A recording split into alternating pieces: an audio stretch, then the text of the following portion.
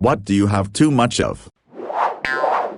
A year ago I said the same, and in May, we paid off 100% of our debt and started saving. For the first time in my adult life, I have a positive net worth. I cannot express how good that feels. Edit. Just to clarify, we made the last payment on our debt on May. We didn't just pay it all in one lump sum. Edit 2. Wow, my first award. Thank you. Edit 3. More awards? Question mark. You all are so kind. My wife just did a month of getting rid of stuff. July 1st it was one thing, July 2nd was two things. You see the pattern. By July 31st we were both into it and trying to find 31 things to get rid of. Got rid of 496 things in July. August 1st we did a big drop off at a local thrift store. Now we have less stuff, and I don't miss any of the things we got rid of.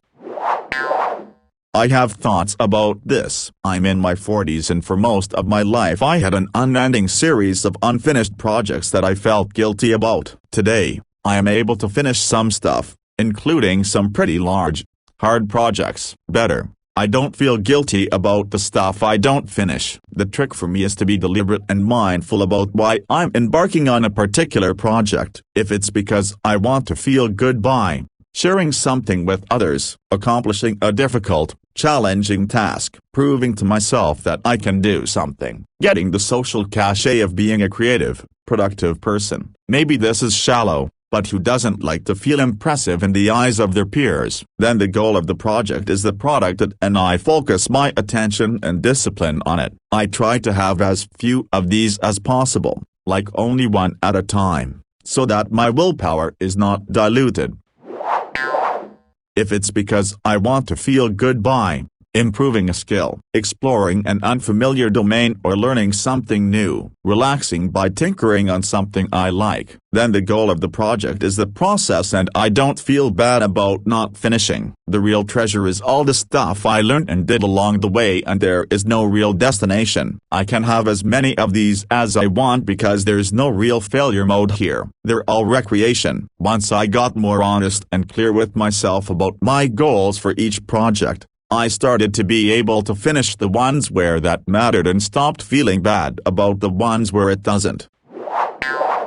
I went camping along the Mississippi River last weekend. I stupidly didn't put bug spray on just because we hadn't really needed to during any of our other camping trips this summer, so I thought I'd be fine, and then didn't have it with me when they started biting. I got almost 100 mosquito bites just on my legs and ankles. I asked my husband, who also didn't use bug spray, how many he got. I thought I saw one yesterday but I can't find it now, so I guess 0. Anyway, I feel your pain, itchiness. I hope yours feel better soon. Edit. Typo. 32 inches televisions, as in about 50 of them still remaining. Hear me out. It was a good deal. A whole recreation lodge was refurbishing. The auction was cheap, under $20 per. I wanted to build a TV wall. Surely others could use etc. Now, they're party favors. You're the electrician who helped me get the new hot tub run finished? Cool. Want a TV or two? Show up for a toga party? Don't forget your free TV. Your computer monitor broke? Here, it has a VGA hookup. Use the TV to hold you over. Your dog died? My condolences. Watch the memorial videos on this TV. Oh, you might be in the hospital for a bit for an operation? Don't worry, I got you set. Take this TV and watch all your shows. Same. When Best Buy made their failed attempt to enter the UK market, they had a bunch of absolutely amazing launch offers. One of those offers were new Toshiba 32 inches TVs for some insane low price like £200. Which when those TVs at the time were £600 plus was an amazing deal. I joined the queue of sheep outside on opening day whilst the overly enthusiastic launch team from head office cheered us on as we all entered. Between myself, my parents and my cousins, we walked out with about 15 TVs between us. Where are they now? Well, out of the 6 we had between myself and my parents, 2 broke, 1 is sitting in a cupboard in my home, and 3 are hidden in random places at my folks' house, never to be used again. Anyone want a free TV, or 6? When I was 14, my friend's older sister told me never to have regrets because whatever decision you made, at the time, was for a reason. I fucking live by that. The choice I make is done with a limited number of options and resources. Good or bad, I accept them and the consequences, except for whatever BS drunk me did. That bitch can kick rocks. I accept no responsibility for whatever she did. Luckily I pumped the brakes on drinking and kicked drunk me to the curb. Anyway, fuck regrets, unless you're a murderer or something crazy. There's no time like tomorrow. But seriously, I started taking my fetus to the gym last October. I hated going to the gym. I'd get in there, get going really strong for like a week, and then I'd be over it. But I just forced myself to go. Now I go 4x a week, and I hate the days I don't go to the gym. I don't have some crazy weight loss story or anything. I've always been 6 foot, 185 pounds, but now I'm a healthier 6 foot 194 pounds. But seriously, it'll suck to get started, then it'll feel rewarding, then it'll suck for a while, but then, once you break through the second suck, it'll become a habit. I can always message you cliché sayings if you think it'll help. One time I was tripping, and I was trying to think of a solution to my overthinking. Then I felt an epiphany like feeling wave over me as the thought came to me, wait, I'm not overthinking, I'm just thinking. Gave me a sense of relief and actually slowed down my thoughts into just doing things that I enjoyed for the rest of the night. A few days later when I tried to have the same epiphany sober, but I realized it wasn't so much the epiphany as much as it was the LSD lull. Man, this shit is too much sometimes. Never really thought I had it at all. The last 2 years I started smoking weed and progressively more and more each day. Was going through a 1-gram cartridge every other week while also taking 10 to 20 milligrams of edibles per day. The only time I wasn't high was during working hours. August 10th I decided it was enough. My anxiety the last week has been almost debilitating. It fucking sucks. But I'd rather get my short-term memory, my diet, and my drive to do things back. Been thinking about talking with a doctor for medication. Anyone have any insights on those? Kinda terrified of changing my personality, or ruining my creativity, or sex drive, etc. I should probably just speak with a doctor as well. I will eventually. But hey, random internet strangers, give me some insight. Fat edit. Holy shit, snacks. I left this comment thinking, A, it's funny, sad cause it's true, not expecting much. But apparently I struck a chord. My weight is something I've always struggled with, and making light of it is how I keep it from consuming me. The puns are not entirely intentional. Anyway, thank you, fellow Redditors, for all the love, suggestions, helpful and otherwise, and awards. Scotch. I have a deep love of this stuff, but I am not an avid drinker by any means. I maybe have 2 or 3 drinks a week. People keep gifting me bottles, which is great, but leaves me with too much. I just went and counted. I have 6 open bottles that I have sampled, and 39 unique, sealed bottles of scotch that I haven't gotten into yet. I also have several duplicates. 53 bottles in total. I been where you are. Not myself, but my dad always had a lot of cats. At the most I think it was 39. The important thing is that you and they are safe ... and not multiplying. Are these rescues fixed? If not, you can always reach out to a local rescue that might be able to assist in getting low-cost spays. Neuters. My dad lived on a lot of property in the woods, and while he had a lot of cats, they weren't allowed inside. This part is important. In addition to making sure there's no inbreeding going on, upper respiratory infections can happen to both the cats and yourselves. After 25 years, my dad last year was able to surrender a lot of kittens to shelters where they were adopted. He unfortunately had to euthanize some whose quality of life was less than poor, due to the inbreeding, and is now down to 6 healthy, happy fixed babies. We all want them to have homes, but sometimes we can't do it on our own. If you want to talk more about this or need help looking for resources, DM me. I almost feel like having so many toys makes them not want to play with any of them. The trick is to store about 50% of them, and rotate 10% out at a time, so that old toys seem new again. Haha. The problem with this is that they sometimes remember what toys they have and ask for specific toys. Then you have to pretend you found it without revealing your stash. I chose to look at every single one, because you took the time to take a photo of each. Some of those brought me joy and some did not. I also appreciate that you kept them somewhat together based on look. I'm unnerved that the two Nirvana sweaters were not next to each other and questioned that decision. 7. 6/10 Great Sweater Collection. Pepsi Blue. When it first came out in like 2002, around that time, my sister and I drank it constantly during a Florida vacation. I missed it so much that I was considering bidding on an old bottle on eBay a few years back. At the start of this year, it randomly popped onto my head, and I googled it to find out that it was being re-released in summer 2021. When the time came, my sister and I drove to 6 different locations cleaning them out, spent like $350 during that first weekend trying to stock up before it disappeared again forever. Then I realized that soda has a relatively quick expiration date. I began drinking 2 a day to get through them, and I still am not halfway. It used to take me back to my childhood on the beach, but now, it just tastes like chemicals. Vinyl paper for my Cricut, which is just sitting there looking smugly at me. No thanks to me having the bright idea to put vinyl eyes on it. Now it just mocks me as it reminds of the $400 of supplies I got wasting away in my office. It was fun, but I lost all patience with the damn vinyl shirts and cups. Now that damn thing just stares at me like something out of a Victorian novel, causing me to go mad like Edgar Allan Poe.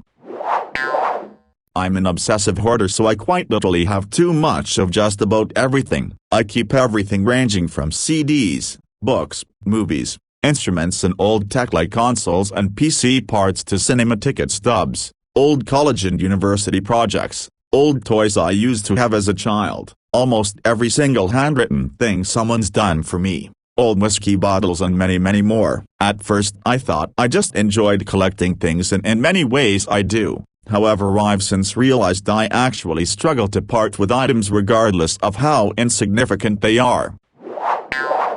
My friend's in-laws passed away about 6 months ago. She and her husband inherited their house and all of their possessions. It is a lot, like so much. This old couple had five unopened pocket pussies. They have mannequins everywhere, so many fucking pens, medicine out the wazoo, more Tupperware than I have ever seen in my life in one place, including family gatherings, etc. I mean, it's insanity. With the help of several friends, they have finally cleared out about 1/3 of the house in 6 months. I mean, they weren't trashy or anything. It's all nicely organized, but it's so much. I feel for you if you ever decide to go through and get rid of stuff. It's a hell of a task.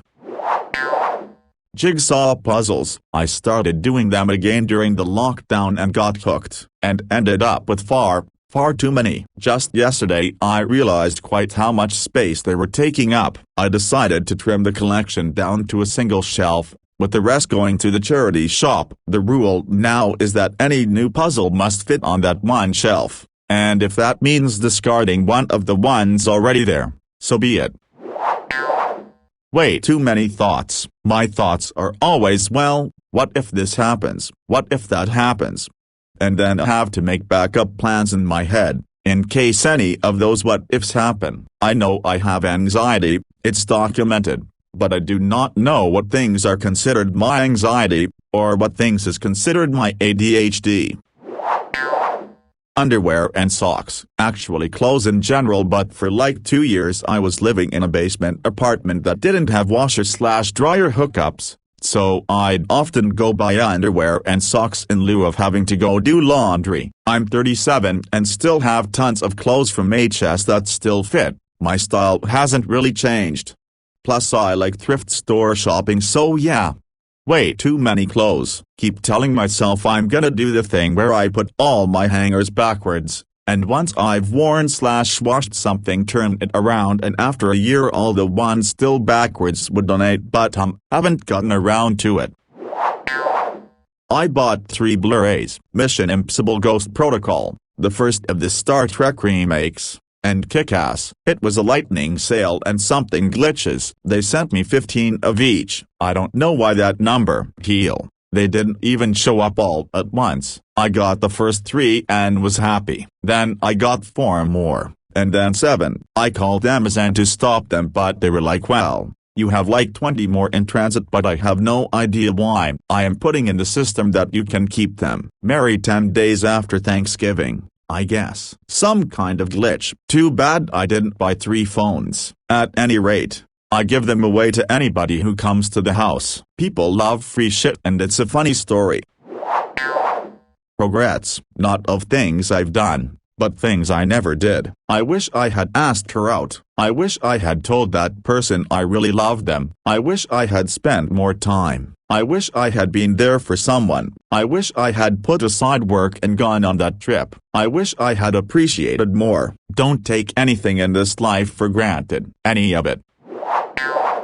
Money, I guess. I am living in a remote town in a third world country. The reason why I am living here is because my employer assigned me to work here as an railway engineer. I live a fairly comfortable life with 3 healthy meals in my own room, which is air conditioned and cleaned regularly. On the other hand, the commercial activities are very few here, which means less intimidating to spend on things that I don't really need. Basic consumables are readily available though. The living expenses are also dirt cheap.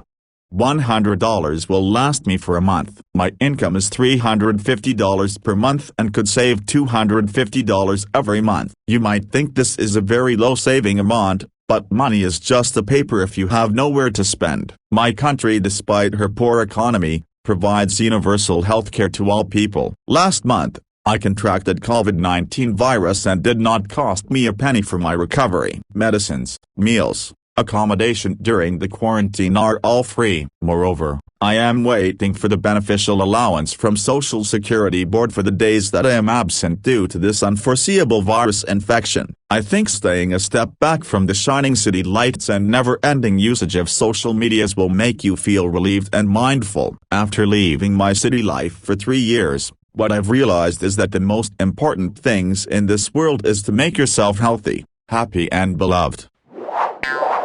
It's a shame. Just read a lot of comments and it seems they are all negative, that is, bug bites, illnesses, no money, too much work, emails etc. The majority are unhappy. All we do is work, and our diets make us ill as our food is pumped with numbers and all kinds of chemicals. The governments of the world have failed us and half of the people trust the government with their lives. Fucking containers. Containers consist of pretty boxes, baskets, Rubbermaid totes, fabric bins, wine crates, photo boxes, acrylic drawers, small bins, medium bins, large bins, acrylic shoe boxes, acrylic boot boxes. Then come the bags. Small bags, medium bags, big bags, tote bags, cooler bags, beach bags, canvas bags, reusable grocery bags, lunch bags, travel bags, makeup bags, take random shit to work bags. There are more and sure. I need a giant container for my containers. Truth, certain ones I won't use, cause I don't want to ruin them. Records, ridiculous amount of drum and bass, jungle, dubstep, grime, dub, and hip-hop. Been collecting since I was 15. Now 34. Around 8,000 records in total. Moving them around is a royal pain in the ass, and finding something specific can take forever. And I keep buying more. It's a literal addiction. Whatever. Putting together another order now and searching Discogs for gaps in record label discographies. I regret nothing. Love. I've got an awesome spouse and kids. They are super kind and thoughtful. Whenever one of us has down moments, the others step in to help that person out. The kids really try to both always be themselves and do what's right, even when it isn't easy or popular. I don't see myself as more than average, on a good day, and usually not that great a person. I don't deserve the family I have. They are the best.